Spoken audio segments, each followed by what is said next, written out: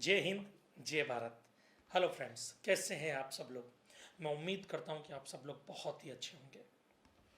C inter के लिए हमने फ्री सीरीज निकाली एक इनडायरेक्ट टैक्स और ऑडिट की। इसके लिए हमने एक नया चैनल बनाया। हमारा नया चैनल है CA inter and CA foundation the study अड्डा। इस चैनल का लिंक आपको डिस्क्रिप्शन में अवेलेबल होगा, उसको सब्सक्राइब करना ना भूलें। 18 मार्च से उस पर वो सीरीज शुरू हो चुकी है। Every Thursday, Friday, Saturday IDT के लेक्चर अपलोड होंगे चैप्टर वाइज। ओके, और ऑडिट के लेक्चर आपको मिलेंगे मंडे, ट्यूसडे एंड वेडनेसडे को। और टाइमिंग रहेगा हमारा एवरीडे 1:15 PM। तो वहाँ पर जाइए और इस चीज़ का बेनिफिट उठाइए और अपना जीएसटी और ऑडिट क्रैक कीजिए। तो मिलते हैं बेटा हम हमारे नेक्स्ट वीडियो में। तब तक के लिए जय हिंद, जय भारत।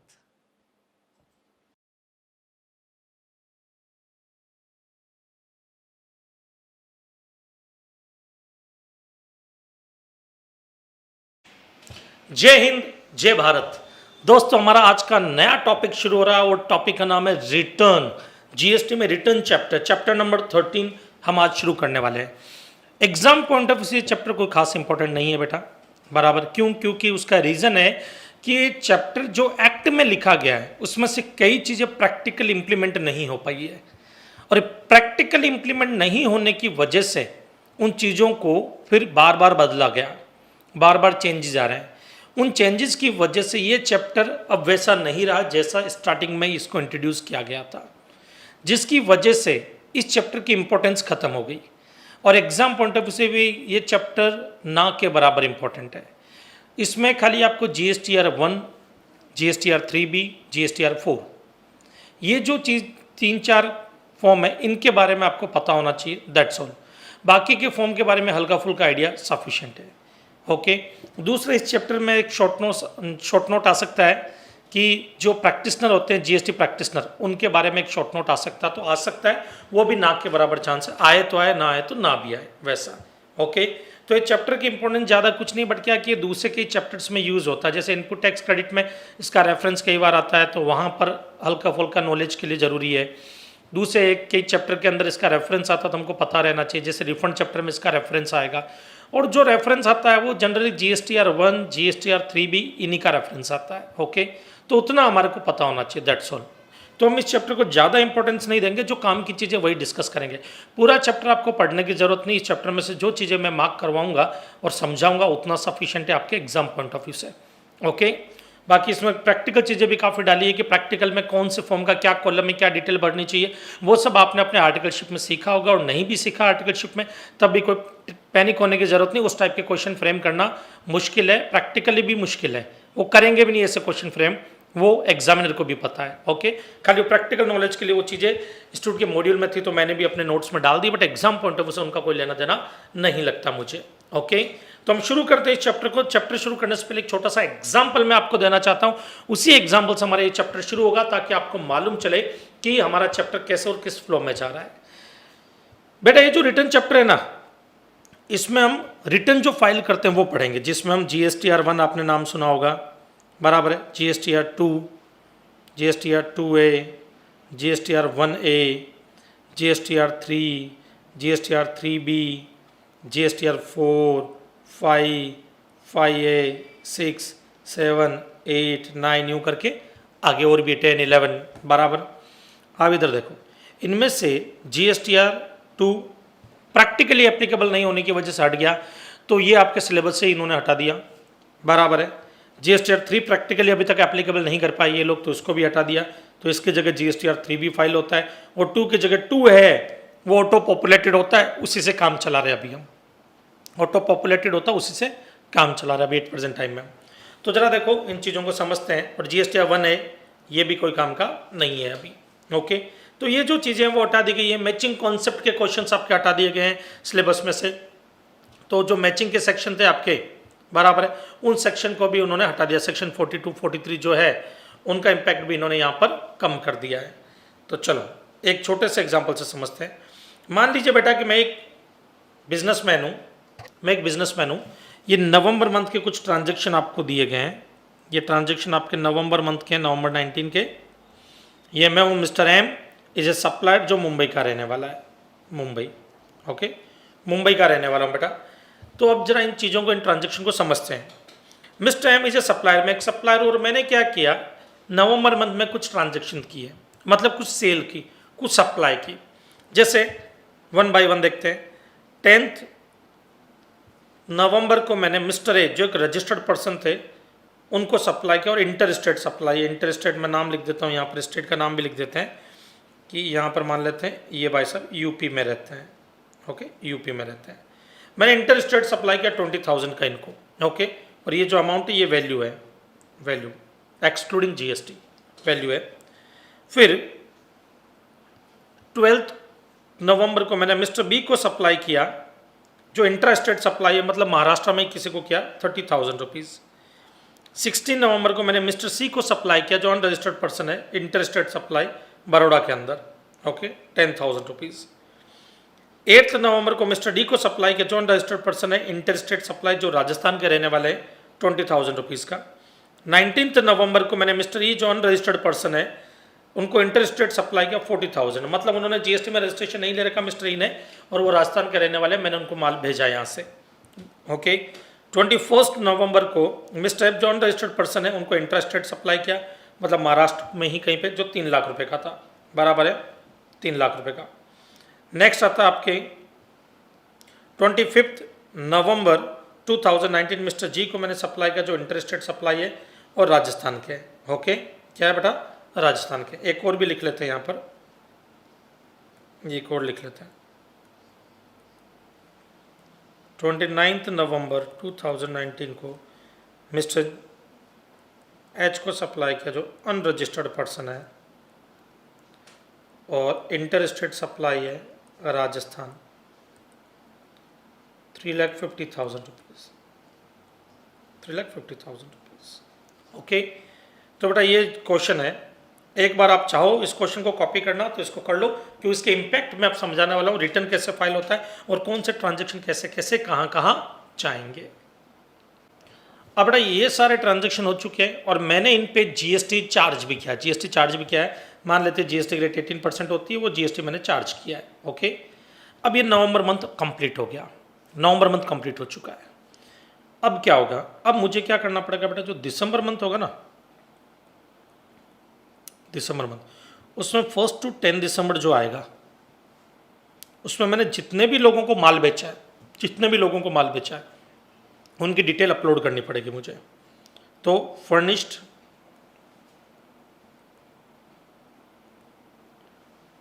डिटेल्स ऑफ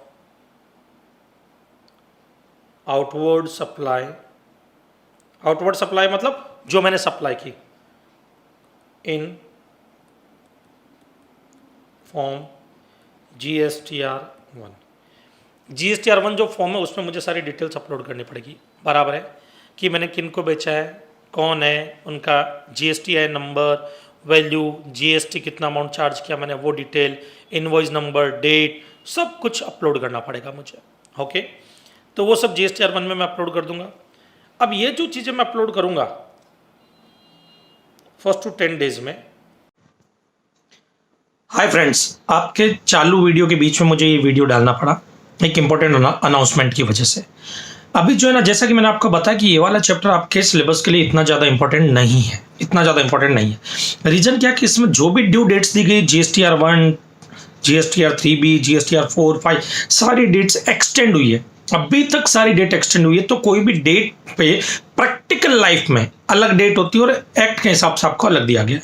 अभी यहाँ पे खाली ये वीडियो इसलिए डाला गया है कि जो GSTR1, जो मैंने आपको बोला कि नेक्स्ट मंथ के फर्स्ट 10 डेज में फाइल होता है, वो फर्स्ट 11 डेज कर दिया गया है। मतलब GSTR1 फाइल करने में एक दिन और एक्स्ट्रा हो गया है, जो 10 था वो कितना हो गया, 11।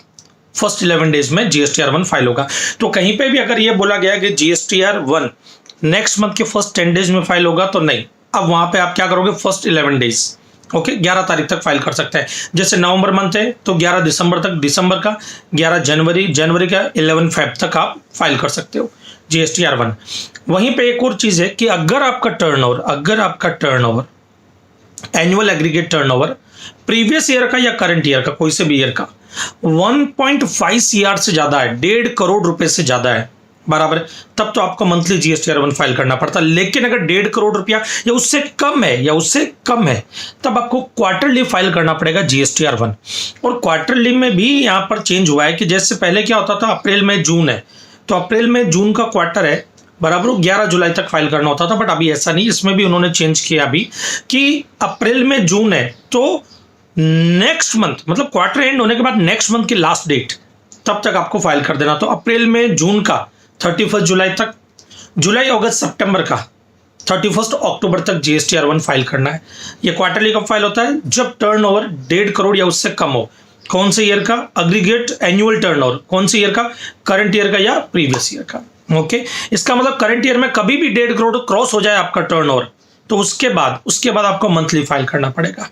ओके, और मंथली जब भी फाइल करोगे नेक्स्ट मंथ की 11 को, बराबर, और क्वार्टरली फाइल करोगे तो क्वार्टर एंड होने के बाद नेक्स्ट मंथ की लास्ट डेट को GSTR 1 फाइल होगा। ये याद रखना बस बेटा। तो कहीं पे भी मैं फर्स्ट 10 डेज बोलूँ वहां पे ऑटोमेटिक समझ लेना फर्स्ट 11 डेज है, और बाकी का ये अमेंडमेंट मैंने आगे भी डिस्कस किया है लास्ट के अंदर, बट यहाँ पर ये बीच में एक पॉइंट आ रहा था तो मैंने कहा कि आप आगे कंफ्यूज ना हो, तो आप ध्यान रखिए इस चीज को।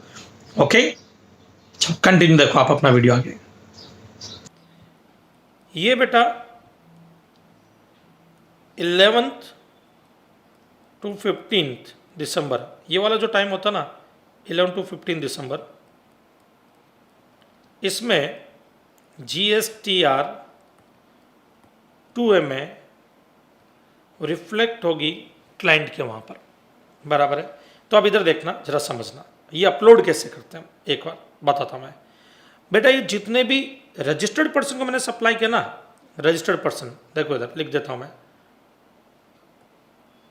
सप्लाई टू रजिस्टर्ड पर्सन, चाहे वो इंटर हो चाहे इंट्रा हो,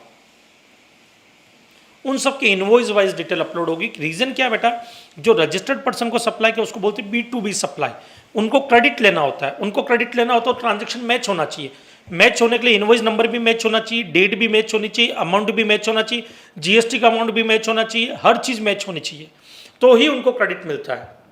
तो जिनको मैंने माल बेचा उनको क्रेडिट मिलेगा, जो रजिस्टर्ड पर्सन वो क्रेडिट अवेल भी करेंगे, इनपुट टैक्स क्रेडिट लेंगे। इनपुट टैक्स क्रेडिट लेने के लिए मुझे उनके हर इनवॉइस की अलग अलग डिटेल अपलोड करनी पड़ेगी।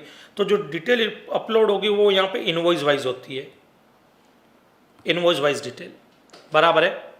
नाउ अब आते हैं जो अनरजिस्टर्ड पर्सन है उनका क्या करेंगे, जिसको हम बोलते हैं B2C, मतलब अल्टीमेट कस्टमर को सप्लाई किया। इसमें दो सप्लाई होती है, या तो आपने इंटर सप्लाई की या इंट्रा की, तो पूरा कंसोलिडेटेड आप अपलोड कर देते हो एक ही साथ। अब इधर देखना, पहले वापस आते हैं, रजिस्टर्ड पर्सन को सप्लाई किया तो यहाँ पर रजिस्टर्ड पर्सन कौन कौन है, mister A, mister B, mister G. तो मिस्टर ए, बी और जी, इनकी डिटेल तो मैं इनवॉइस वाइज अपलोड करूंगा, बराबर है। अब B2C जो है उसमें एक इंटर और एक इंट्रा सप्लाई हुई है। मैं किस में बोल रहा हूँ, GSTR 1 में अपलोड करने की बात करूँ, GSTR 1 में सब डिटेल में डालूंगा इनवॉइस वाइज। अब B2C क्या, जो अनरजिस्टर्ड पर्सन है उनको मैंने माल बेचा, उनकी डिटेल कैसे अपलोड करूंगा। पहले इंट्रा पे आते हैं, इंट्रा पे कंसोलिडेटेड डिटेल पूरी जाएगी। मतलब इधर देखो, इंट्रा कहाँ का है, एक तो ये मिस्टर एफ जो अनरजिस्टर्ड पर्सन है, और इंट्रा है, बराबर है, और इंट्रा और कहीं है ही नहीं। तो अगर कोई और भी इंट्रा होता तो उनको एक के साथ सारी डिटेल डाल देते। तो यहाँ पे मिस्टर एफ, और मान लेते हैं एक छोटा सा एग्जांपल और डाल देता हूँ मैं यहाँ पे, मान लो 30 नवंबर 2019 को मिस्टर आई को मैंने माल बेचा, जो अनरजिस्टर्ड पर्सन है और वो इंट्रा है, अमाउंट 4 लाख रुपीज़ का, बराबर है। तो इधर देखो, ये भी इंट्रा, एफ और आई दोनों इंट्रा है और अनरजिस्टर्ड पर्सन को किया है। तो दोनों का एफ प्लस आई दोनों की कंसोलिडेटेड डिटेल में डाल दूंगा यहाँ पर। अमाउंट की 3 लाख का एफ को बेचा, 4 लाख इसको, टोटल 7 लाख की सप्लाई की मैंने, एक ही साथ कंसोलिडेटेड करके डाल दूंगा मैं। लेकिन अगर इंटर की बात हो रही है और अनरजिस्टर्ड पर्सन को दिया आपने, देखो रजिस्टर्ड पर्सन को दिया तो इनवॉइस वाइज सबकी अलग अलग डिटेल अपलोड होगी। इंटर की बात हो रही है और अनरजिस्टर्ड पर्सन को दिया आपने, उस केस में बेटा आपको एक चीज देखनी पड़ेगी, क्या, जो इनवॉइस वैल्यू है वो 2 लाख 50,000 से ज़्यादा है या value less than equal to 2,50,000 है। अगर 2,50,000 से ज़्यादा है तो इनवॉइस वाइज आएगा। इनवॉइस वाइज कैसे, इधर देखो इंटर में आते हैं। इंटर में देखो ये बड़ौदा को किया, बराबर है, बड़ौदा की अमाउंट 10,000 है। ये इंटर अनरजिस्टर्ड पर्सन, इसको अलग कलर से कर देता हूँ मैं, इसके लिए ये ब्लू कलर ले लेते हैं। ये बड़ौदा को किया मैंने इंटर 10,000 का, जो मिस्टर सी है। मिस्टर डी वो भी इंटर है, 20,000 अमाउंट है। मिस्टर ई वो भी इंटर है, अनरजिस्टर्ड पर्सन, 40,000 अमाउंट है। फिर उसके बाद अनरजिस्टर्ड पर्सन का एच, वो भी इंटर है, अनरजिस्टर्ड पर्सन, राजस्थान का। अब ये बेटा जितने भी इंटर हो रहे हैं इनमें से कोई ऐसा इनवॉइस है जिसकी वैल्यू 2,50,000 से ज़्यादा है? बोले है। कौन सा है? जो आपने मिस्टर एच को किया, वो राजस्थान वाला। तो जो मिस्टर एच है उसकी डिटेल इनवॉइस वाइज डालनी पड़ेगी आपको, invoice wise detail, invoice wise detail डालनी पड़ेगी आपको। उसके अलावा जिनकी भी वैल्यू 2,50,000 या उससे कम है उनको स्टेट वाइज कंसोलिडेटेड कर दो। स्टेट वाइज मतलब इधर देखो, मिस्टर सी बड़ौदा के है, मतलब गुजरात स्टेट है। मिस्टर डी राजस्थान के, मिस्टर ई वो भी राजस्थान के। तो ये तीन ही बच्चे हैं अभी। तो ये जो तीन बच्चे हैं उनमें से मिस्टर डी और ई दोनों राजस्थान के हैं और दोनों की वैल्यू 40 और 20, तो एक साथ 60,000 कर दो। तो जो राजस्थान के हैं उनकी डिटेल 60,000 कंसोलिडेटेड अपलोड कर दी जाएगी, और जो बड़ौदा के हैं उनमें और कोई यही नहीं, एक ही ट्रांजैक्शन है। कौन? मिस्टर सी। मिस्टर सी का कितना है? 10,000 अपलोड किया जाएगा, बराबर है। तो ये याद रखना, ध्यान से समझना। अगर कभी भी आप डिटेल अपलोड करते हो GSTR 1 में, B2B है तो इनवॉइस वाइज सारी डिटेल अपलोड करनी पड़ेगी, क्योंकि ट्रांजैक्शन मैच होगा। ये मैचिंग कॉन्सेप्ट है, तो मैचिंग कॉन्सेप्ट के अकॉर्डिंग ही सामने वाले को क्रेडिट मिलता है। दूसरा केस, अगर आपने डिटेल B2C वाली अपलोड कर रहे हो, B2C मतलब अल्टीमेट कस्टमर, जिसको आपने माल बेचा या सप्लाई दी, वो रजिस्टर्ड पर्सन नहीं है, तो उस केस में इंटर स्टेट सप्लाई है तो कंसोलिडेटेड डिटेल अपलोड हो जाएगी। और अगर इंटर स्टेट सप्लाई है, क्या बेटा? इंटर स्टेट सप्लाई है, तो उस केस में B2C में अगर कोई भी वैल्यू 2,50,000 से ज्यादा की है तो इनवॉइस वाइज अपलोड होगी, otherwise state wise consolidated detail upload होगी। स्टेट वाइज राजस्थान में जितने भी अनरजिस्टर्ड पर्सन को बेचा उनकी डिटेल एक साथ अपलोड कर लो, गुजरात में जितने भी अनरजिस्टर्ड पर्सन को बेचा उनकी डिटेल एक साथ अपलोड कर लो, क्योंकि उनको क्रेडिट नहीं मिलता है, वो रजिस्टर्ड नहीं है, तो उनकी डिटेल एक साथ अपलोड करेंगे तब भी चलेगा, उनको मैचिंग की जरूरत नहीं होती है। समझ में आया बेटा? तो इधर देखो, जो चीज मैं अपलोड करूंगा वो GSTR 2 में सबको दिखेगा। जितने भी मेरे क्लाइंट है जिनको मैंने माल बेचा उन सब के GSTR 2 में ऑटोमेटिक पॉपुलेटेड हो जाएगा, ऑटो पॉपुलेटेड हो जाएगा कि उनका क्रेडिट कितना कितना बनता है, बराबर है। फिर वो उस क्रेडिट को यूज कर सकते हैं। फिर उसके बाद बेटा 18th, 19th एंड 20 दिसंबर 18, 19, 20 तक मुझे GSTR 3B में रिटर्न फाइल करना पड़ता। GSTR 3B, पहले 3 था, अभी GSTR 3B है बेटा ये। तो GSTR 3B में मुझे रिटर्न अपलोड करना पड़ेगा। अब वो देखेंगे कि ट्रांजैक्शन प्रॉपर है या नहीं है, बराबर है। अगर कुछ भी प्रॉब्लम होती है, कुछ भी मिसमैच होता है, तो वो मुझे 21 दिसंबर से लेकर के 31 दिसंबर तक मुझे, मतलब सप्लायर को और जो रिसिपेंट है उनको एक इंटीमेशन दे देंगे। क्या दे देंगे? इंटीमेशन, मेल के थ्रू, कि भाई आपके ट्रांजैक्शन में रिटर्न प्रॉपर नहीं है या डिटेल प्रॉपर नहीं है वो। बट हाल फिलहाल ऐसे इंटीमेशन वगैरह को आपके सिलेबस से हटा दिया गया है। ओके, तो आपके डिटेल ज़्यादा कुछ बची नहीं है। ये जो मैंने बताया है GSTR 1 में होता है, तो हमको यही पढ़ना है GSTR 1 कौन अपलोड करता है, कब अपलोड करता है, कैसे करते हैं, वो सब चीज़ें GSTR 3B। बाकी के फॉर्म के बारे में हल्का फुल्का इंट्रोडक्शन लेंगे, बराबर है। कोई डाउट? पक्का? दैट्स गुड ना बेटा। आते हैं अब चैप्टर में। अब ये जो आपके चैप्टर का सेक्शन 11 है वो तो हट चुका है, काम का ही नहीं है आपके, बराबर है, तो कोई लेना देना है नहीं इस चैप्टर का। बाकी के जो ये है इनवर्ड सप्लाई सेक्शन 38 ये भी हट चुका है आपके सिलेबस में से, तो इसका भी आपका कोई लेना देना नहीं है इस चैप्टर में। ओके ना, ये खाली यहीं पे लिखा है, अंदर से तो मैंने हटा दिया है, यहाँ पे लिखा था कि आपको बता सकूँ कि ये चीज़ हट चुकी है। अगर आप कोई पुराना बुक पढ़ रहे हो और उसमें ऐसी चीज़ें तो ना पढ़ें आप, क्योंकि लोग क्या करते हैं पुराना बुक लेकर के उसी को पढ़ना शुरू कर देते हैं, बराबर है। या किसी और ऑथर का बुक लेकर के पढ़ रहे हो तो ना पढ़ें, बराबर। जैसे अपना बुक पढ़ने के बाद में भी कई लोगों को रहता चलो कुछ तूफानी करते हैं, तो ऑथर नए ऑथर का किसी नए ऑथर का बुक पढ़ने लग जाते हैं, तो ऐसी चीज़ें उसमें दी हो तो वो आपके सिलेबस में से अभी हटा दी गई है। ओके ना बेटा, अब आते हैं सबसे पहले modes of filing return. Return file करने के तरीके, जीएसटी पोर्टल पे जाकर के आप रिटर्न फाइल कर सकते हो, आपको पता ही है। Offline utilities provided by GST, वहाँ से एक एक्सेल डाउनलोड करो पोर्टल से, उसमें सारी डिटेल फर्निश करो, देन अपलोड कर लो। या जीएसटी सुविधा प्रोवाइडर्स, ये क्या होते हैं, जैसे कि मान लो कई बड़ी बड़ी कंपनियाँ बुक्स अपने जो अकाउंटिंग है सैप में मैनेज करती है। अब सैप सॉफ्टवेयर जो है वो सीधा जीएसटीएन पर अपलोड नहीं हो सकता, उससे अकाउंटिंग डेटा सीधा जीएसटीएन पर अपलोड नहीं हो सकता। जीएसटी सुविधा प्रोवाइडर के थ्रू उसको कन्वर्ट करके फिर जीएसटीएन पर अपलोड किया जाता है। ओके, फिर अपलोड किया जाता है। कोई डाउट? पक्का श्योर? 100% भरोसा करो ना, हाँ दैट्स गुड। अब आते हैं बेटा, ये आपके काम का पॉइंट है, furnishing details of outward supply. Outward supply की डिटेल जो अभी हमने पढ़ी है, ये सब आउटवर्ड सप्लाई की डिटेल हमने जो डाली थी, बताया था मैंने आपको, ये डिटेल इनकी बात हो रही है। आउटवर्ड सप्लाई की डिटेल जो है वो किस में अपलोड की जाती है? वो की जाती है GSTR 1 में अपलोड की जाती है, अगर आप रेगुलर स्कीम में हो तो ये जो इतनी चीज़ें ना, इनको पढ़ने की बजाय आपसे भी एक डायग्राम भी समझो देखोगे तभी मोर देन सफिशिएंट है। तो देखो अपनी बुक में टिक करते जाओ जो आपको पढ़ना है, कुछ नहीं पढ़ना, सीधा ये डायग्राम पढ़ना आपको। पर्सन रिक्वायर्ड टू GSTR 1, किन किन लोगों को GSTR 1 फाइल करना जरूरी है? बोले ऑल रजिस्टर्ड पर्सन, सब लोगों को, इंक्लूडिंग कैजुअल टैक्सेबल पर्सन को भी।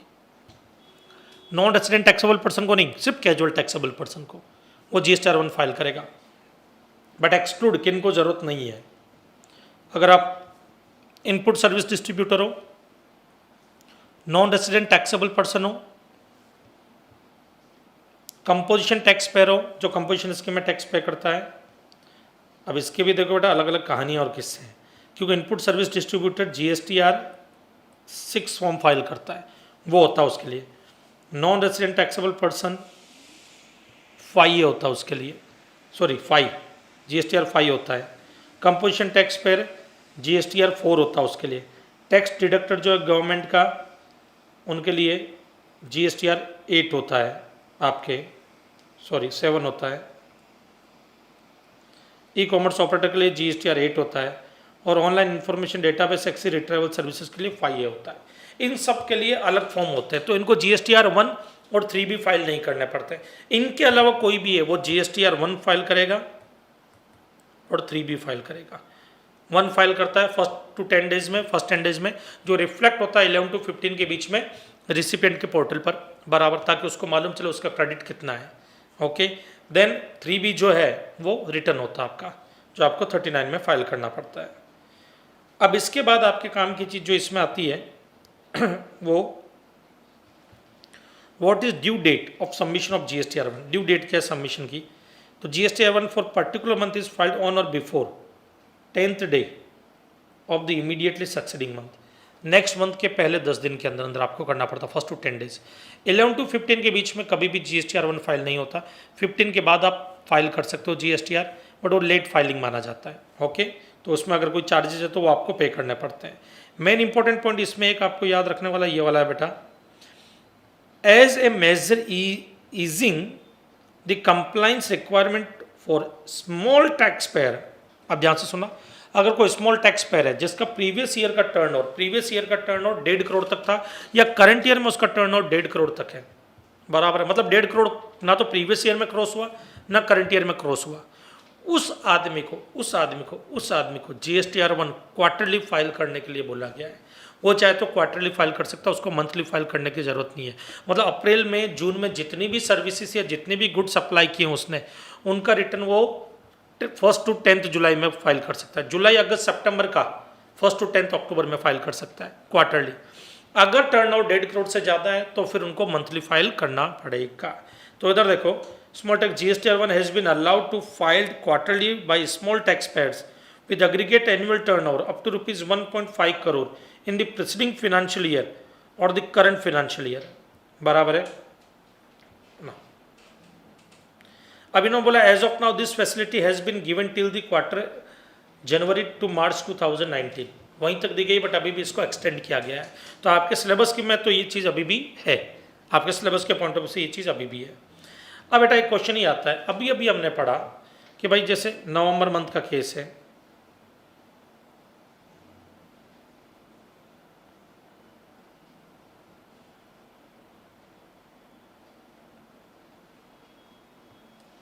नवंबर मंथ का केस ले लेते हैं बेटा।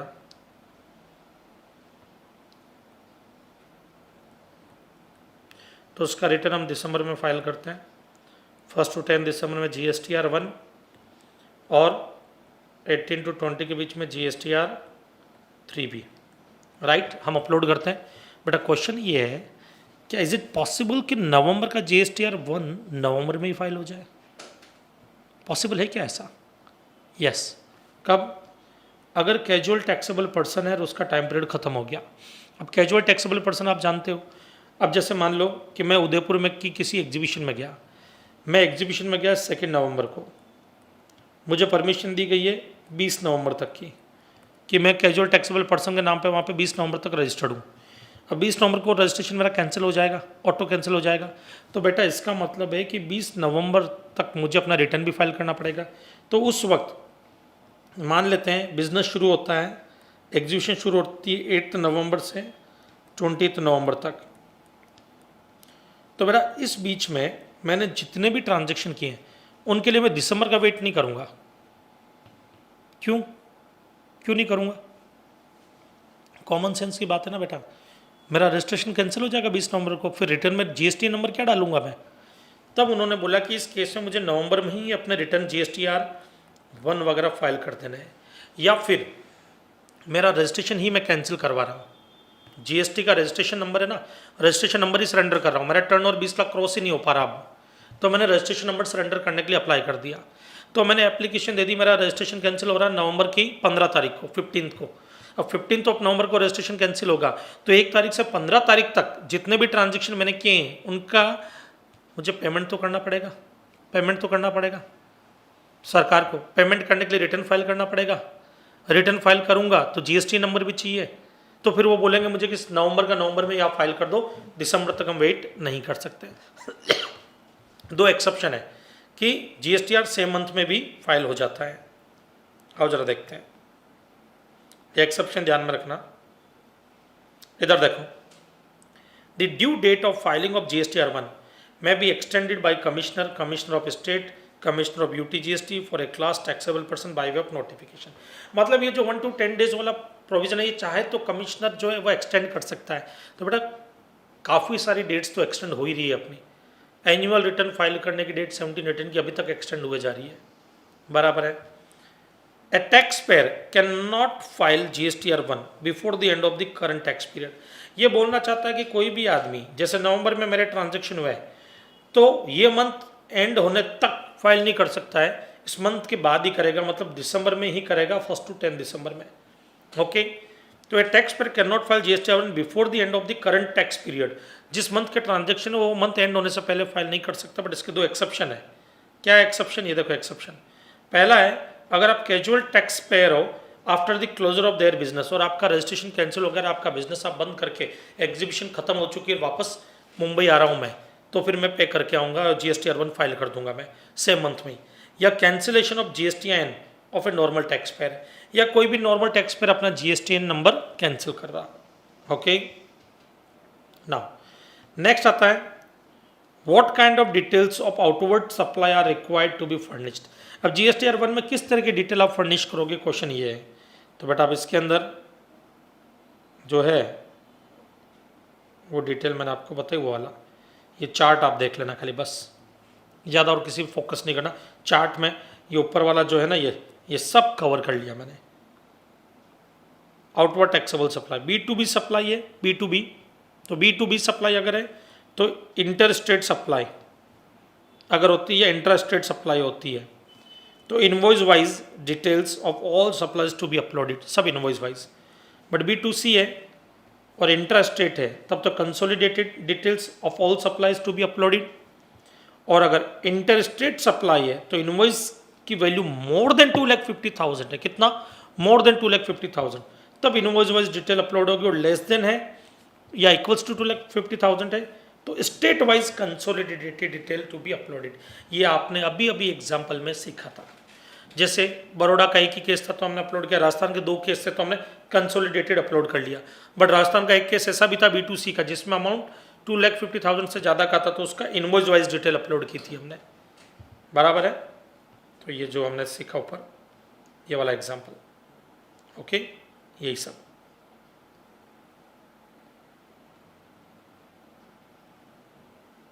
अब इसके बाद आपके काम की चीज़ HSN डिटेल। क्या HSN डिटेल डालनी पड़ेगी GST R1 फाइल करोगे तब? क्या HSN डिटेल डालना जरूरी है? HSN डिटेल क्या होता है? Harmonise system of nomenclature. ये क्या होते हैं? 8 डिजिट के कोड होते हैं। इनकी क्या 8 डिजिट होती है बेटा कोड की। जैसे मान लेते 932047119, ये एक कोड है। फर्स्ट 2 डिजिट बताती है ये कौन से चैप्टर का कोड है। फर्स्ट 4 डिजिट हेडिंग के बारे में, फर्स्ट 6 डिजिट सब हेडिंग के बारे में, पूरा 8 डिजिट सब हेडिंग के बारे में, बराबर है। जैसे एग्जांपल के लिए मान लो गवर्नमेंट ने ये कोड डाला और बोला कि ये प्रोडक्ट एग्जम्प्ट है। आप शैम्पू बनाते हो और आपको लगता है कि शायद ये शैम्पू का कोड है, तो पता कैसे लगेगा? इधर देखो, आप मेरे पास में है, मैंने कहा चैप्टर नंबर बोलो, आपने बोला सर 93, आपने चैप्टर नंबर 93 बोला, मुझे 93, मैंने चेक किया तो आया कि डोमेस्टिक प्रोडक्ट का चैप्टर है वो। अब शैम्पू डोमेस्टिक प्रोडक्ट में आता है, बट फर्नीचर भी आता है, बराबर है, टीवी भी आ जाता है, यूटेंसिल्स आ जाता है। मैंने कहा भाई यार ये 93 से तो पता नहीं लगेगा, एक काम करो हेडिंग नंबर बोलो, आपने बोला 9320, तो उसमें आया सोप। अब साबुन भी कई तरह के, नहाने का साबुन, कपड़े धोने का साबुन, बर्तन धोने का साबुन। मैंने कहा मालूम नहीं चल रहा है, एक काम करो सब हेडिंग बोलो, आपने बोला 932047, उसमें आया नहाने का साबुन। अब फिर कन्फ्यूज़न, लिक्विड फॉर्म या सॉलिड फॉर्म, नहाने में भी 2 होती है, एक लिक्विड फॉर्म होती है, एक सॉलिड फॉर्म होती है, बराबर है। तो liquid form solid form 2 form होती है आपके। तो यहाँ पर मैंने कहा यार एक काम करो सब हेडिंग बोलो, आपने बोला सर 93204719, तो आया लिक्विड फॉर्म, मतलब शैम्पू एग्जम्प्ट है। तो यूँ पता लगता है ये, ओके। तो ये जब प्रोडक्ट की डिटेल आप डालते हो कि जो प्रोडक्ट में आप डील करते हो उसका HSN कोड GST R1 में डालना पड़ेगा कि मिस्टर ए को मैंने क्या प्रोडक्ट बेचा उसका HSN कोड, मिस्टर बी को मैंने क्या प्रोडक्ट बेचा उसका HSN कोड। इन HSN कोड की डिटेल डालनी पड़ेगी क्या आपको? तो बोले कि इतने 6 डिजिट के नंबर की कोई डिटेल नहीं डाल पाता है, बराबर है। तो फिर क्या डिटेल डालनी पड़ेगी, इतने नंबर याद कौन रखेगा? तो बोले कि भाई ऐसे केस में अगर आपका टर्नओवर प्रीवियस ईयर का एनुअल टर्नओवर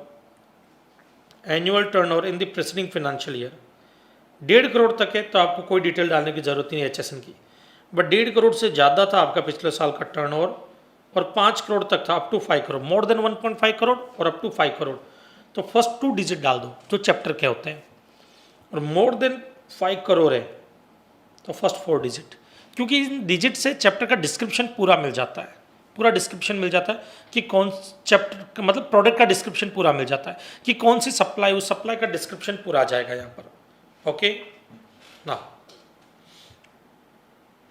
अब जब आप ये सारी डिटेल फाइल करते हो, the detail of outward supply for a month furnished by the supplier are communicated and made available electronically, मतलब auto populated to the respective recipients, part A form GSTR 2M है या form GSTR 4 है, in case of registered person opting the composition levy. अगर registered person है composition levy scheme में, मतलब जिसको मैंने माल बेचा हो कंपोजिशन लेवी में, मैंने तो उससे GST चार्ज किया होगा, तो मैं जब अपना GSTR 1 फाइल करूंगा तो उसको रिफ्लेक्ट होगा 11 से 15 के बीच में 4M है। बट वो कंपोजिशन स्कीम में नहीं है तो उसको रिफ्लेक्ट होगा 11 से 15 तारीख के बीच में 2M है, फॉर्म नंबर 2M में रिफ्लेक्ट होगा, ओके। अभी कंटेंट क्या क्या होते हैं GSTR 1 के, या पढ़ लेना, इंपॉर्टेंट नहीं है आपके एग्जाम पॉइंट ऑफ व्यू से। अब GSTR 1 में अगर मुझे कोई करेक्शन करना हो तो क्या मैं करेक्शन कर सकता हूँ, रेक्टिफिकेशन कर सकता हूँ। मान लो मैंने कोई सप्लाई डालना भूल गया, मैं वो सप्लाई अब डालना चाहता हूँ, नवंबर की कोई सप्लाई थी, दिसंबर के GSTR 1 में नहीं डाला, जनवरी के GSTR 1 में डाल सकता हूँ, जनवरी के GSTR 1 में नहीं डाला, फेब के GSTR 1 में डाल दूंगा। बट वो जो टाइम पीरियड जितना डिले किया उसका ब्याज भी लगेगा। क्यों? क्योंकि देखो मैंने कस्टमर से तो नवंबर में कलेक्ट कर लिया था जीएसटी का अमाउंट, नवंबर 19 में कलेक्ट कर लिया था। दिसंबर में मुझे पे कर देना था, बट दिसंबर में मैंने वो डिटेल डाली नहीं इनवॉइस की, तो उसका पेमेंट भी नहीं किया होगा मैंने। जनवरी में मैं डिटेल डाल रहा हूं, तो इसका मतलब उस जीएसटी अमाउंट जो मैंने कस्टमर से चार्ज किया वो मैंने जनवरी में पे किया होगा डिपार्टमेंट को, जनवरी 20 में। एक महीना डिले हुआ, उसका ब्याज भी मुझे देना पड़ेगा, उसका इंटरेस्ट भी देना पड़ेगा, क्योंकि कस्टमर से मैं पैसा ले चुका था और वो पैसा मेरे पास में था। ड्यू डेट जब आई थी मैं पे नहीं कर पाया डिपार्टमेंट को। समझ में आया बेटा? तो वो जो डिटेल्स है जो आप भूल गए, क्या आप जो है रेक्टिफाई कर सकते हो उसको? तो बोले इन्होंने particulars furnished in GSTR1 of prior period can be amended by way of amendment table given in GSTR1 of the subsequent period. ये तो अमेंडमेंट की बात कर रहा है, बराबर है कि अगर कोई चीज़ आपने डिटेल डाली है और वो अमेंड करने, जैसे इनवॉइस नंबर गलत डाल दिया गलती से, वो अमेंड करना है, तो आप नेक्स्ट किसी भी पीरियड के अंदर उसको जाकर के अमेंड कर सकते हो। किसमें? GSTR1 जो है उसमें टेबल बनी हुई होती है अमेंडमेंट टेबल, उसमें जाकर के आप चेंज कर सकते हो। दूसरा है रेक्टिफिकेशन ऑफ एरर। अगर कोई गलती कर दी आपने, जैसे सप्लायर डिस्कवर एनी एरर और omission, he shall rectify the same in the tax period during which such error or omission is noticed and pay tax and interest if any in case there is short payment in return to be furnished, जो अभी मैंने आपको बताया। तो वो rectify कब तक कर सकते हो आप? जैसे नवंबर की कोई डिटेल ही डालना भूल गया, देखो डिटेल मैंने डाली नवंबर की, वो गलत डाल दी, तो अमेंड कर सकता हूं उसको मैं अमेंडमेंट टेबल में जाकर के। जब नवंबर की डिटेल में दिसंबर में डालूंगा, दिसंबर में मैंने गलत डिटेल डाल दी, तो जनवरी में या फरवरी में या मार्च में उसको अमेंड कर सकता हूं मैं। लेकिन अगर मैंने कोई इनवॉइस की डिटेल डालना ही भूल गया, रेक्टिफिकेशन ऑफ एरर, ओमिशन, उसको रेक्टिफिकेशन ऑफ एरर कहते हैं, वो मैं रेक्टिफाई कर सकता हूं। बट कब तक कर सकता हूं ये ध्यान से सुनना। Date of filing of monthly return under section 39 for the month of September following the end of the financial year और date of filing of the relevant annual return whichever is earlier. समझे नहीं sir? इधर देखना, मैं समझाता हूं। इधर देखो बेटा, नवंबर में एक ट्रांजैक्शन हुआ था, नवंबर 19 में मिस्टर जेड को मैंने माल बेचा था, वैल्यू थी 1 लाख रुपीज़, साथ में जीएसटी का अमाउंट भी लिया था मैंने 18,000। ये मैंने दिसंबर 1 to 10 दिसंबर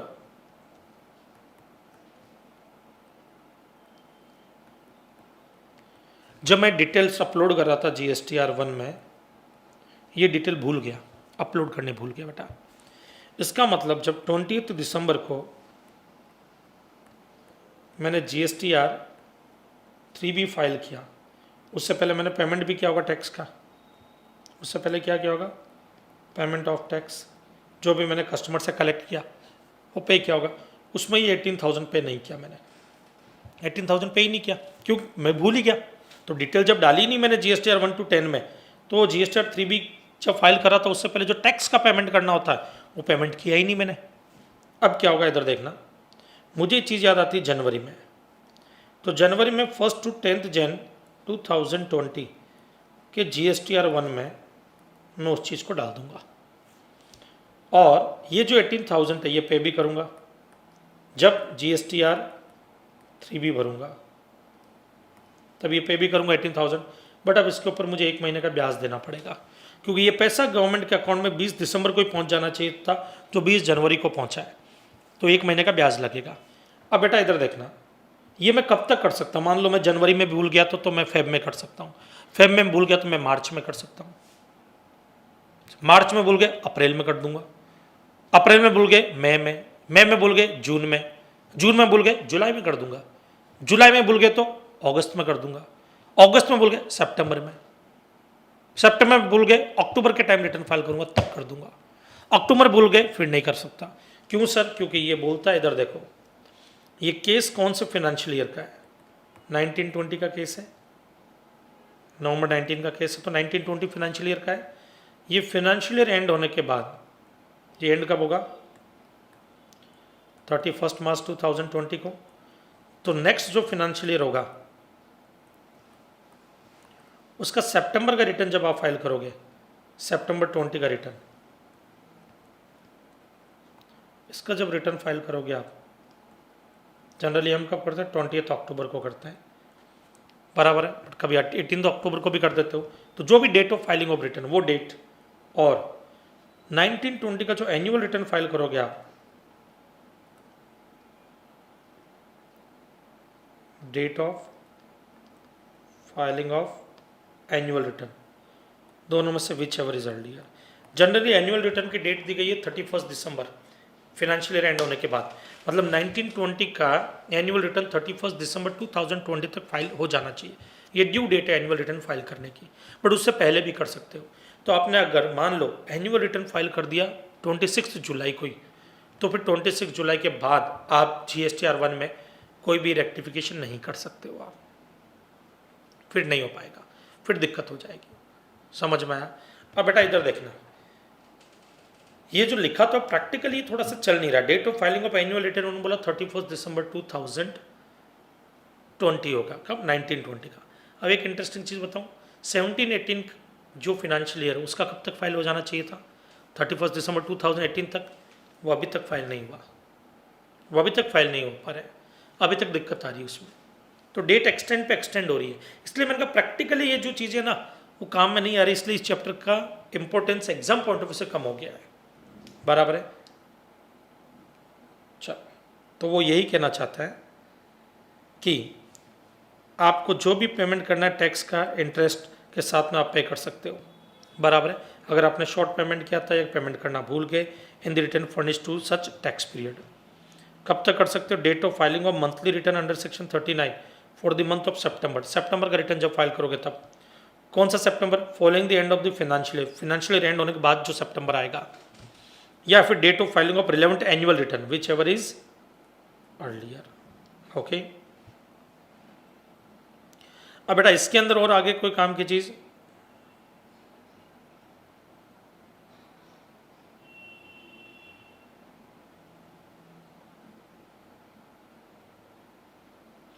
यहां पे एक और चीज बेटा याद रखना, बहुत इंपॉर्टेंट पॉइंट दिया है, इससे रिलेटेड है। देखो इधर, इट मे बी नोटेड,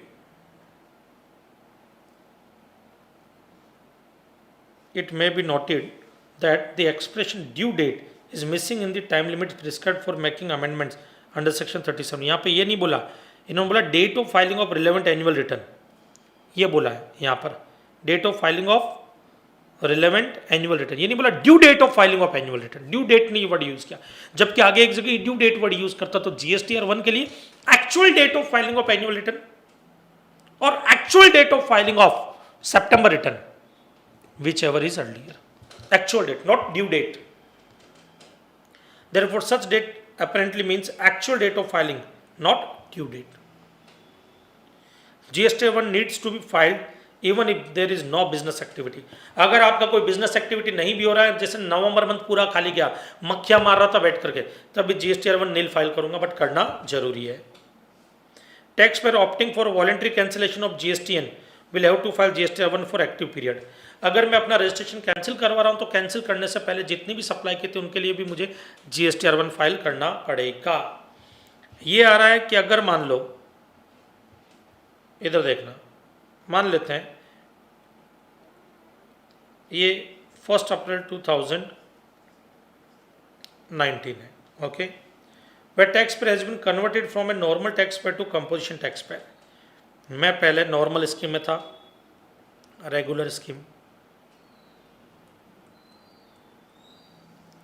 अब मैं 1 अप्रैल से कंपोजिशन स्कीम में चला गया।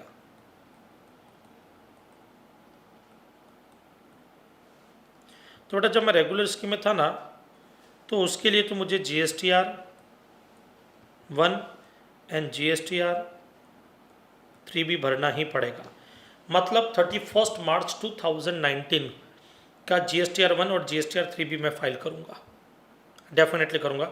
तो इसका मतलब अप्रैल के अंदर मैं GSTR1 की डिटेल भी दूंगा 1 to 10 अप्रैल में, और 18 to 20 के बीच में अप्रैल 19 में GSTR3 भी फाइल करूंगा। उसके बाद जब मैं कंपोजिशन स्कीम में चला गया, तब फिर मैं GSTR4 फर्निश्ड करूंगा। GSTR4 जिसमें क्वार्टरली पेमेंट होता है, एनुअली फाइल होता है, ये एनुअली फाइल होता है GSTR4। ये अमेंडमेंट है, पहले ये भी क्वार्टरली फाइल होता था, बट अभी अमेंडमेंट आ गया, ये एनुअली फाइल होता है। ओके, पेमेंट क्वार्टरली होगा, और ये GSTR4 एनुअली फाइल करने का प्रोविजन डाला है हम लोगों ने। ओके, बस यही चीज़ यहाँ पे बताई इन्होंने, बाकी ये सब चीज़ें जस्ट रीड कर लो, टाइम खराब मत करो इनके पीछे। अब आते हैं रिटर्न फर्निश करना। सेक्शन 39 के अकॉर्डिंग आपको रिटर्न फाइल करना चाहिए। ये रिटर्न की बात हो रही है किसकी, GSTR 3B की।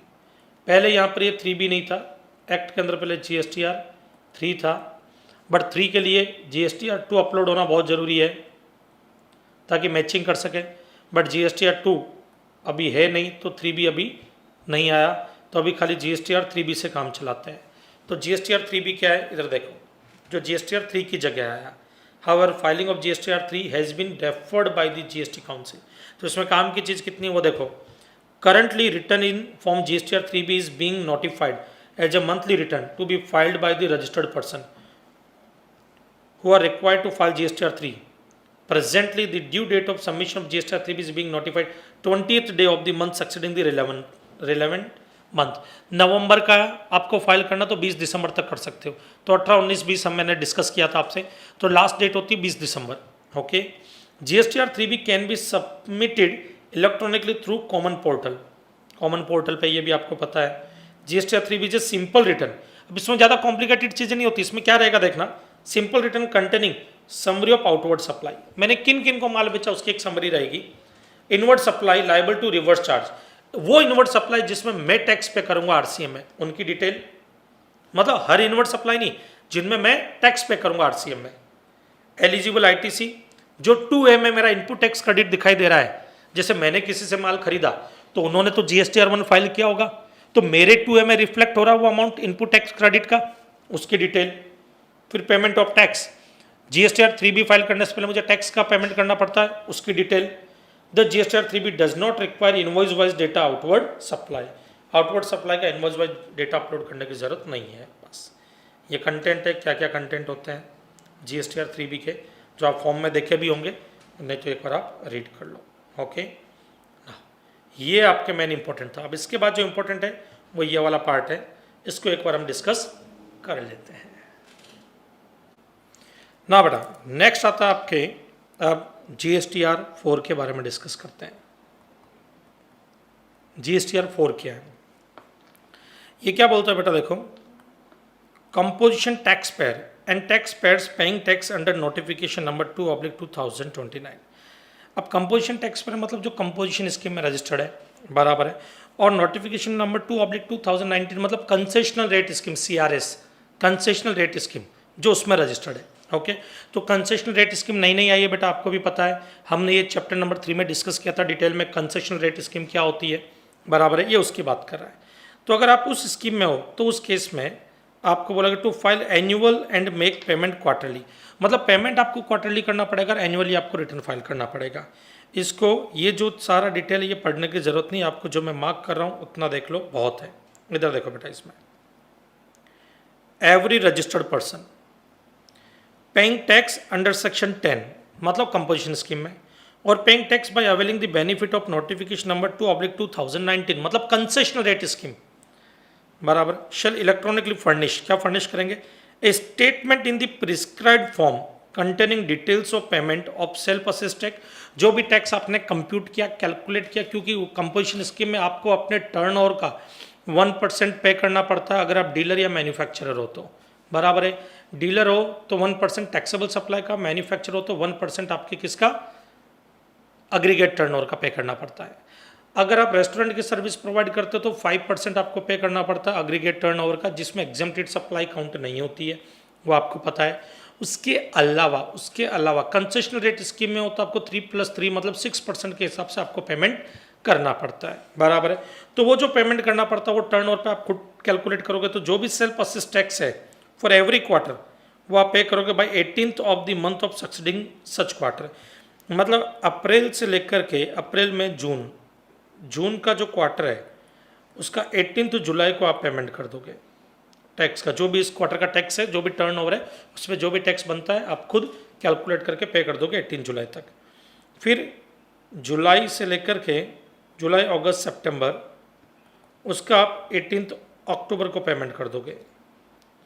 फिर अक्टूबर टू दिसंबर का जो है उसका पेमेंट आप 18 जैन तक करोगे, और फिर आगे आपके जैन से लेकर के मार्च तक का है, उसका पेमेंट आप 18 अप्रैल तक करोगे।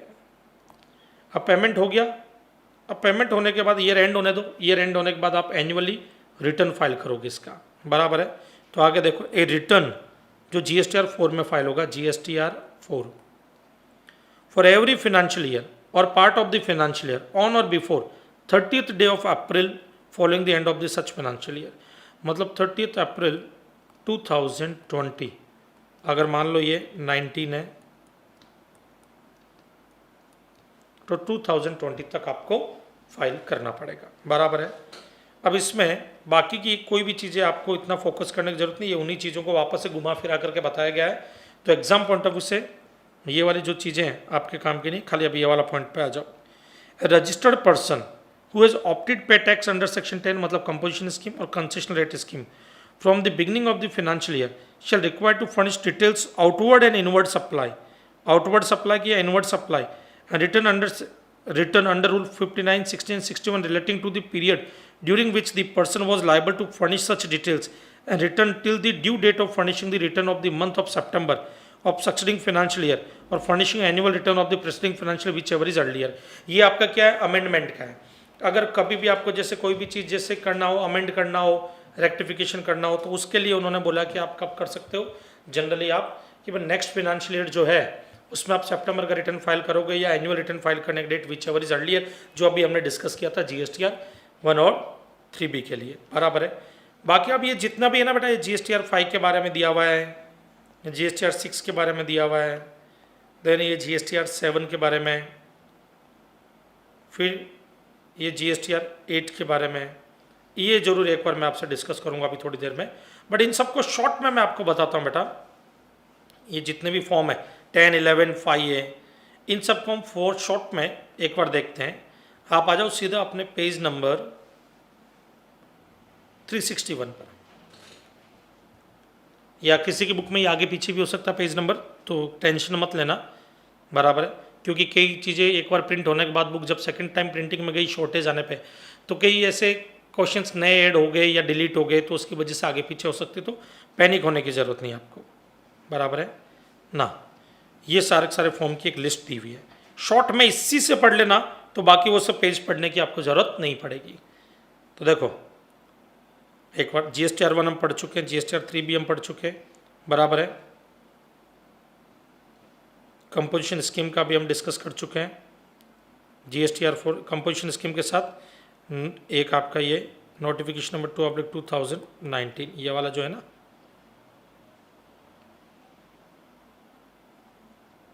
ये नोटिफिकेशन, ये वाला 2/2019, बराबर कंसेशनल रेट स्कीम वाला, ये कंसेशनल रेट स्कीम वाला, तो वो भी लिख लो वहाँ पर।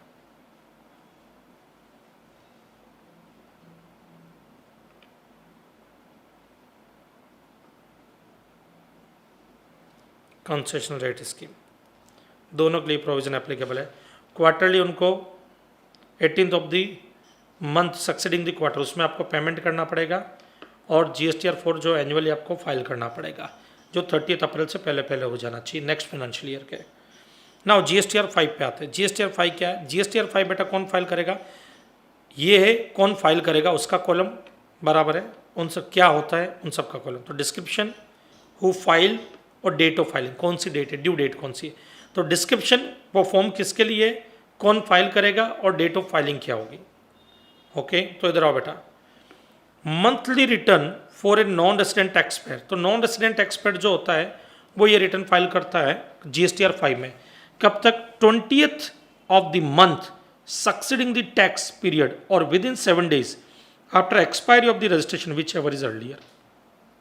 इधर देखना बेटा, ये एक बंदा है जो नॉन रेसिडेंट टैक्सेबल पर्सन है, फॉरेन से आया है, इसने एडवांस टैक्स पे किया, एडवांस टैक्स पे करके इसने अपना नॉन रेसिडेंट टैक्सेबल पर्सन के नाम से टेम्पररी रजिस्ट्रेशन लिया। इसको मान लेते हैं 1 सितंबर से लेकर के 7 नवंबर तक की परमिशन है इंडिया में 19 से 7 नवंबर 19 तक कि ये बिजनेस कर सकता है इंडिया में, मतलब इंडिया में सप्लाई दे सकता है। इसको टेम्परेरी बेसिस पे ये रजिस्ट्रेशन दे दिया गया मान लेते हैं, बराबर है। तो जनरली 90 डेज़ का होता है, बट टाइम पीरियड कम ज़्यादा भी कर सकता है डिपार्टमेंट, बराबर। वो सिचुएशन पे डिपेंड करता है कि वो सप्लाई कौन सी दे रहे हो आप, उस पर डिपेंड करता है।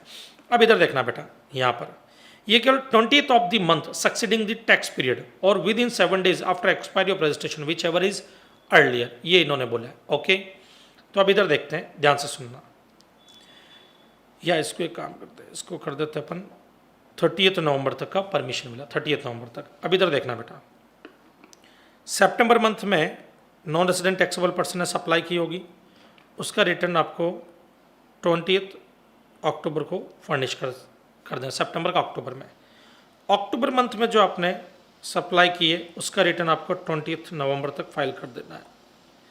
और नवंबर मंथ में जो आपने सप्लाई की है, अब नवंबर में तो रजिस्ट्रेशन कैंसिल हो गया, 30 नवंबर तक की परमिशन थी, 30 नवंबर को रजिस्ट्रेशन कैंसिल हो गया, तो उसके विद इन 7 days, मतलब 7 दिसंबर और 20 दिसंबर विच एवर इज अर्लियर, मतलब इस केस में जो नवंबर का रिटर्न होगा वो 7 दिसंबर तक आपको फाइल कर देना होगा, 7 दिसंबर तक। ओके, क्योंकि 30 नवंबर को आपका रजिस्ट्रेशन यहाँ पे कैंसिल हो गया। ओके, तो इधर देखो ध्यान से, 20th of the month of succeeding the tax period और within 7 days after expiry of registration whichever is earlier. Okay, next आते हैं GSTR 5A, ये होता है online information database access retrieval services जो देते हैं। तो monthly return for a person supplying OIDR service from a place outside India to a non taxable online recipient. अब ये जो नॉन टैक्सेबल ऑनलाइन रिसिपिएंट है, तो इसका मतलब ये पता कौन सा है, ये B2C वाली कैटेगरी है जो हमने चार्जेस टू GST चैप्टर में पढ़ा था, बराबर है। उसके अंदर हमने पढ़ा था OIDAR वाली सर्विस, अगर B2B होता है तब तो रिवर्स चार्ज लगेगा, B2C होता तो फॉरवर्ड चार्ज लगेगा। उस केस में फॉरवर्ड चार्ज मैकेनिज्म होता है, तो OIDAR वाली सर्विस जो सप्लाई कर रहा है उसको रिटर्न फाइल करना पड़ेगा। वो जो रिटर्न फाइल करता है वो करता है 20th of the next month. इसका मतलब जनवरी में OIDAR वाली सर्विस नॉन टैक्सेबल पर्सन ने दी है। जैसे एग्जाम्पल के लिए इधर देखो, ये US का एक बंदा है, एक साइट है कोई US की, वो इंडिया के एक आदमी को सर्विस दे रहा है, online information database access and retrieval services. और ये जो आदमी, ये अल्टीमेट कस्टमर है, बिजनेस एंटिटी नहीं है, ये बिजनेस एंटिटी है, तो ये सर्विस है कोई B2C वाली। ये सर्विस फॉरवर्ड चार्ज मैकेनिज्म में टैक्सेबल होती है, मतलब टैक्स पे करने की लायबिलिटी इस पर्सन की रहेगी जो US का है, बट वो तो US में। तो अपन ने पढ़ा था कि उसके जो लीगल रिप्रेजेंटेटिव होंगे, लीगल रिप्रेजेंटेटिव वो टैक्स पे करेगा। तो लीगल रिप्रेजेंटेटिव टैक्स कैसे पे करेगा और रिटर्न कैसे फाइल करेगा, तो उन्होंने बोला है कि भाई जैसे जनवरी 19 में अगर कोई सप्लाई की है, बराबर है, B2C, तो उसका रिटर्न 20 Feb 2019 तक फर्निश करना पड़ेगा, बराबर है। तो उधर देखो 20th ऑफ नेक्स्ट मंथ। फिर आता है GSTR 6। GSTR 6 तो था इनपुट सर्विस डिस्ट्रीब्यूटर के लिए। आपने ITC चैप्टर पढ़ा और नहीं पढ़ा तो आप पढ़ोगे इनपुट टैक्स क्रेडिट चैप्टर। तो इनपुट टैक्स क्रेडिट चैप्टर जब आप पढ़ोगे तो आप उसमें क्या देखने वाले हो बेटा कि इनपुट टैक्स क्रेडिट जो चैप्टर है उसमें एक कॉन्सेप्ट है इनपुट सर्विस डिस्ट्रीब्यूटर का। जैसे एग्जांपल के लिए एक छोटा सा एग्जांपल लेते हैं, मान लो मेरा केस लेते हैं, मान लो मेरा हेड ऑफिस है मुंबई में, बराबर, ये मुंबई है, ये मेरा हेड ऑफिस है, ये मेरी ब्रांच है जो वापी में है, एक फैक्ट्री।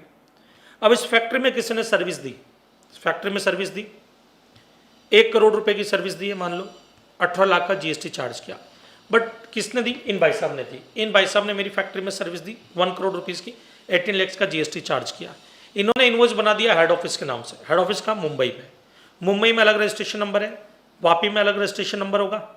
ये फैक्ट्री मेरी वापी में, वो गुजरात में, गुजरात में अलग रजिस्ट्रेशन नंबर, वापी गुजरात में तो गुजरात में अलग रजिस्ट्रेशन नंबर, मुंबई में अलग रजिस्ट्रेशन नंबर। अब इन्होंने मुझे पैसा दिया, इन्होंने मुझे पैसा दिया, मान लो सर्विस दी, तो मैंने इनको 1 करोड़ रुपया दिया प्लस 18 लाख भी दिया, हेड ऑफिस से दिया। इन्होंने इनवॉइस हेड ऑफिस के नाम से बना दिया, तो इसका मतलब वो जो क्रेडिट है उसके लिए GST नंबर किसका लिखा है, हेड ऑफिस का। तो एलिजिबल कौन है, हेड ऑफिस एलिजिबल है, हेड ऑफिस एलिजिबल होगा ना बेटा। बट हेड ऑफिस में तो काम ही नहीं है, क्रेडिट तो कहाँ पे लेना है, वापी में लेना है, सर्विस तो वहाँ पर मिली है, हेड ऑफिस में सर्विस थोड़ी मिली।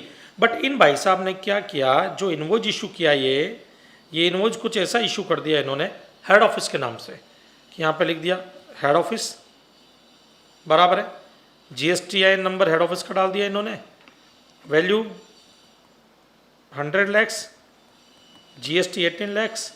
अब ये इनवॉइस जब हेड ऑफिस के नाम से तो क्रेडिट तो हेड ऑफिस में मिलेगा, बट यहाँ पे हेड ऑफिस में थोड़ी यूज होगा, यूज तो फैक्ट्री में करना है, जो या ब्रांच जो मेरी वापी में वहां पे यूज करना है। तो उस केस में हेड ऑफिस अपना एक रजिस्ट्रेशन करवाता है इनपुट सर्विस डिस्ट्रीब्यूटर के नाम से।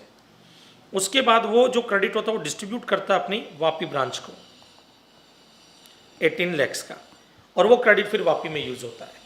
तो भले ही मेरा हेड ऑफिस जीएसटी में ऑलरेडी रजिस्टर्ड था, जीएसटी में ऑलरेडी रजिस्टर्ड था मेरा हेड ऑफिस, उसके बावजूद भी इनको एक को रजिस्ट्रेशन लेना पड़ेगा इनपुट सर्विस डिस्ट्रीब्यूटर के नाम से, ताकि ये क्रेडिट ट्रांसफर कर सके। अब ये जो रजिस्ट्रेशन लेते हैं इसके लिए इनको एक डिटेल भी फर्निश करनी पड़ती है, रिटर्न भी फाइल करना पड़ेगा। वो रिटर्न होता है 13th ऑफ नेक्स्ट मंथ। इसका मतलब इधर देखना, मान लो इन भाई साहब ने जनवरी 19 में कोई सर्विस दी, जनवरी 19 का क्रेडिट बाद में इन्होंने ट्रांसफर किया हमारे को, जनवरी 19 में ट्रांसफर कर दिया। अब जनवरी 19 में ट्रांसफर कर दिया तो फेब 13 फरवरी को ये एक स्टेटमेंट फाइल करेंगे कहाँ कहाँ से इनको इनपुट सर्विस मिली थी, बराबर है, उस पर कितना इन्होंने टैक्स पे किया था और कितने क्रेडिट के लिए एलिजिबल थे, उसमें से कितना क्रेडिट इन्होंने ब्रांच को या फैक्ट्री जो दूसरी स्टेट में उनको ट्रांसफर किया, बराबर है, उनमें से कितना एलिजिबल क्रेडिट था कितना इनएलिजिबल क्रेडिट था, वो डिटेल ये फर्निश करते हैं GSTR 6 के अंदर, GSTR 6 के अंदर। ओके, चलो नेक्स्ट आते हैं बेटा GSTR 7। बेटा ये टैक्स डिडक्टर जितने भी होते हैं आपने देखा होगा, अगर आपने पेमेंट ऑफ टैक्स चैप्टर पढ़ा, नहीं पढ़ा तो मैंने एग्जामिशन चैप्टर में भी बताया था, गवर्नमेंट एजेंसीज वगैरह अगर 2,50,000 से ज़्यादा का इन्वॉइस होता है तो TDS डिडक्ट करते हैं, तो उनको भी रजिस्ट्रेशन करवाना पड़ता है, रिटर्न फाइल करना पड़ता है, उनको नेक्स्ट मंथ के 10 तक करना पड़ता है। मतलब जुलाई 19 में अगर उन्होंने किसकी का TDS काटा है तो 10 अगस्त तक उसके सारी डिटेल पेमेंट भी करना पड़ेगा डिपार्टमेंट को और उसका रिटर्न भी फाइल करना पड़ेगा। वो 10th ऑफ नेक्स्ट मंथ करते हैं, मतलब 10 अगस्त को। GSTR 8 इलेक्ट्रॉनिक कॉमर्स ऑपरेटर के लिए बेटा, ई कॉमर्स ऑपरेटर, मान लो ये अमेजोन है, इनके थ्रू मैंने अपना एक प्रोडक्ट बेचा, बराबर है, तो अमेजोन मान लो प्रोडक्ट आपने खरीदा, आपने अमेजोन को 1 लाख रुपया प्लस GST दिया, वो 1 लाख का जब मुझे पेमेंट करेगा अमेजोन, उसमें वो TCS डिडक्ट करता है 1%, 0.5% CGST, 0.5% HGST, IGST का केस है तो 1% IGST, ये TCS डिडक्ट करेगा मुझसे। वो TCS जब ये डिडक्ट करेगा तो इनको भी एक रिटर्न फाइल करना पड़ता है, एक स्टेटमेंट भरना पड़ता है जिसमें इनको बताना पड़ता है कि कितने लोगों ने इनके थ्रू सर्विस दी है या गुड सप्लाई किया है, किस वैल्यू पे सप्लाई किया, उसमें से कितना रिटर्न हो गया, कितना नेट सेल्स था, उस पर कितना TCS कलेक्ट हुआ, बराबर है, और वो कितना सबमिट हुआ, उनकी सारी डिटेल सबमिट करनी पड़ती है ई कॉमर्स ऑपरेटर मतलब अमेजोन वगैरह को। वो कब करते हैं, तो मान लो जुलाई में मेरी मशीन बिकी है तो 10 अगस्त तक इनको वो स्टेटमेंट सबमिट करना होगा, जिस मंथ में ट्रांजेक्शन हुआ उसके नेक्स्ट मंथ के 10 दिन के अंदर अंदर, तो 10th of the next month तक। फिर आता है GSTR 9, ये बेटा आपके एनुअल रिटर्न का है। एनुअल रिटर्न जो आप फाइल करते हो उसके बारे में, एनुअल रिटर्न जो होता है बेटा, जैसे मैं रेगुलर स्कीम में हूँ, मैं किस में हूँ, रेगुलर स्कीम में, मुझे GSTR 1 फाइल करना पड़ेगा हर महीने। मान लेते मेरा टर्नओवर 1.5 करोड़ से ज़्यादा का है, 1.5 करोड़ तक है तो क्वार्टरली फाइल होता है, 1.5 करोड़ से ज़्यादा का है तो GSTR 1 फाइल करता हूँ, फिर 3 भी फाइल करता हूँ, हर महीने ये तो मैं फाइल करूँगा। फिर ईयर एंड होने के बाद, जैसे मान लो ये अप्रैल 18 से लेकर के मार्च 19 तक मैं हर महीने GSTR 1 और 3 भी फाइल करूँगा। मार्च 19 ख़त्म हो गया, फिर 31 दिसंबर 2019 तक ये ड्यू डेट है, due date of filing of annual return. मैं एक एनुअल रिटर्न फाइल करूंगा कि पूरे फाइनेंशियल ईयर में 18-19 के पूरे फाइनेंशियल ईयर में मैंने कितनी सप्लाई की, कितनी सप्लाई जो है मैच हुई, कितनी मिस मैच हुई थी, उनका रिकन्सिलेशन बनाऊंगा मैं, रिकन्सिलेशन बना करके वो अपलोड करूंगा मैं। उसके अलावा एज पर दी इंड एस अलग ट्रीटमेंट होता है, एज पर दी जीएसटी रूल्स अलग ट्रीटमेंट होता है, तो उनका रिकन्सिलेशन होना चाहिए प्रॉपर, वो रिकन्सिलेशन अपलोड होता है यहाँ पर। उसके बाद में सारी सप्लाई जो है वो प्रॉपर है या नहीं, सब रिकॉर्ड की गई नहीं की गई, कितना है, कितना मिसमैच का फिगर आ रहा है, मिसमैच आ रहा तो उसका रीज़न क्या है, वो सब चीज़ें जो होती है बराबर है, वो सब एक ऑडिटर करता, ऑडिट रिपोर्ट वगैरह भी फाइल होती है बराबर, जो हम आगे पढ़ेंगे 9 जो फॉर्म नंबर 9C वगैरह जो रहती है उन सब में।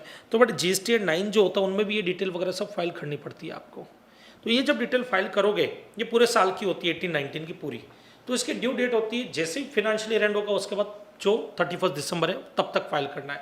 मतलब 18-19 का 31 दिसंबर 2019 तक, 19-20 का 31 दिसंबर 2020 तक। ओके, तो इधर देखो GSTR 9 एनुअल रिटर्न, ये कौन फाइल करता है?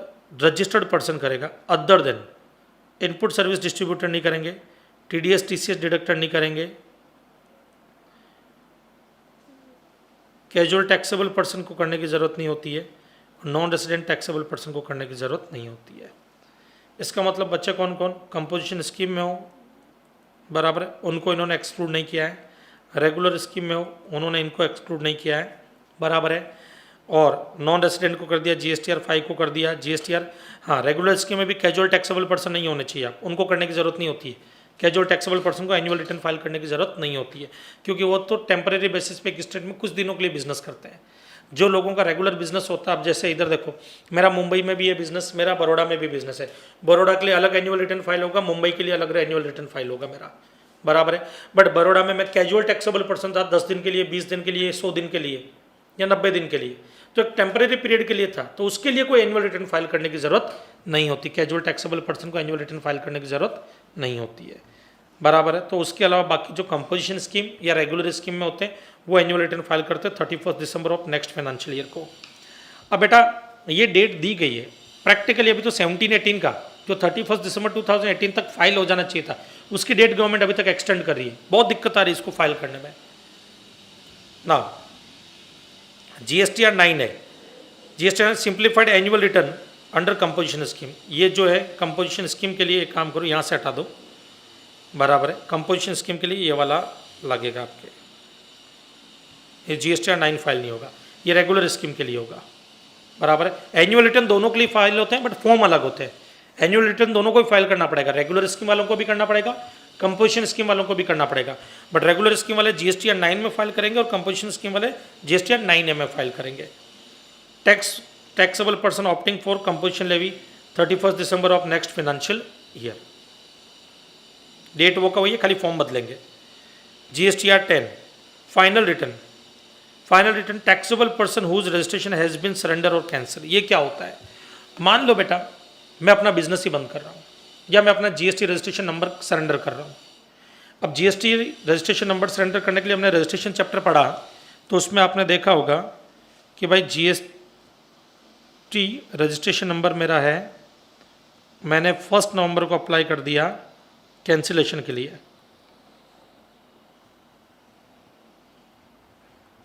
अप्लाई किया बराबर है, तो टेम्परेरी बेसिस पर मेरा रजिस्ट्रेशन एक बार सस्पेंड कर दिया जाएगा, देन बाद में उन्होंने मान लो कैंसिल किया मेरा रजिस्ट्रेशन, तो जब रजिस्ट्रेशन कैंसिल हो गया मेरा, तो बेटा इस बीच में मेरे को एक बार रजिस्ट्रेशन जैसे कैंसिल हो गया, कैंसिल होने के बाद मुझे अपने टैक्स वगैरह तो पे करने ही पड़ेंगे ना भाई, पुराने काफ़ी सारे टैक्सेस ड्यूज है मेरे, पुराना कोई रिटर्न है जो मैंने फाइल नहीं किया, हो सकता है अक्टूबर का कोई रिटर्न फाइल नहीं किया या नवंबर में कुछ सप्लाई की सस्पेंशन से पहले कोई सप्लाई की अगर नवंबर में मैंने, तो उनकी डिटेल मुझे अगर मान लो फर्निश करनी हो तो मुझे उस वक्त एक लास्ट रिटर्न फाइल करना होगा, उसी को बोलते हैं फाइनल रिटर्न, क्योंकि वो फाइनल है, उसके बाद तो मेरा रजिस्ट्रेशन नंबर ही कैंसिल हो जाएगा। जब कैंसिल हो जाएगा तो मुझे अलग से और कोई डिटेल फर्निश करने की जरूरत नहीं पड़ेगी, तो उसको क्या बोलते हैं बेटा? फाइनल रिटर्न बोलते हैं। क्या बोलते हैं उसको? Final return. ओके, ये क्या होता है आपके GSTR 10 फॉर्म में होता है, within 3 months from the date of cancellation of date of order of cancellation whichever is earlier. तो इधर देखो, within 3 months of the date of cancellation, जिस दिन कैंसिलेशन हुआ वहां से 3 महीने, या date of order of cancellation, या जिस दिन ऑर्डर आ गया कैंसिलेशन का, विच एवर इज अर्लियर, वहां से 3 महीने के अंदर अंदर ये मुझे फर्निश करना पड़ेगा ना बेटा। नेक्स्ट आता है GSTR 11। GSTR 11 क्या है जरा सुनो। Details of inward supply to be furnished by person having UIN number. person who have been issued a unique identification number 28th of the next month। ध्यान से समझना बेटा। जैसे एग्जांपल के लिए ये मिस्टर एक्स है जो अपने इंडिया के टैक्सेबल टेरिटरी के, ये यूएन बॉडीज़ है जो इंडिया में किसी प्रोजेक्ट के लिए आई। अब ये जो यूएन बॉडीज़ हैं इनको मिस्टर एक्स ने सर्विस दी, मिस्टर एक्स ने सर्विस दी, मान लो कोई कुछ भी सप्लाई किया जिसकी वैल्यू है 1 लाख, तो ऑब्वियसली जीएसटी भी चार्ज करेंगे ये मिस्टर एक्स 18,000। और जीएसटी किन की पॉकेट से चला गया? यूएन बॉडीज़ की पॉकेट से। अब ये जो 18,000 है ये मिस्टर एक्स जो है वो क्या कर देंगे? डिपॉजिट कर देंगे, डिपॉजिट कर देंगे in department, in account of the departments of the department, department के अकाउंट में ये डिपॉजिट कर देंगे। और उसके अलावा यहाँ पर जो मिस्टर एक्स है वो तो GSTR 1 में इसको दिखाएंगे और साथ में GSTR जो है आपके 3B भी फाइल करेंगे, GSTR 3B फाइल करेंगे। कौन? Mister x. अब ये जो यूएन बॉडीज़ है ये क्या करते हैं कि यूआईएन नंबर लेती है, यूनिक आइडेंटिफिकेशन नंबर। जैसे जीएसटीआई नंबर लेते हैं ना, हमारे इंडिया में अगर कोई भी आदमी सप्लाई करता है तो जीएसटीआई नंबर लेता है, ये लोग यूआईएन नंबर लेते हैं, यूनिक आइडेंटिफिकेशन नंबर। ये जो यूआईएन नंबर लेते हैं उसका काम क्या है? सुनना। ये क्या करेंगे? आपके एक स्टेटमेंट फर्निश करेंगे।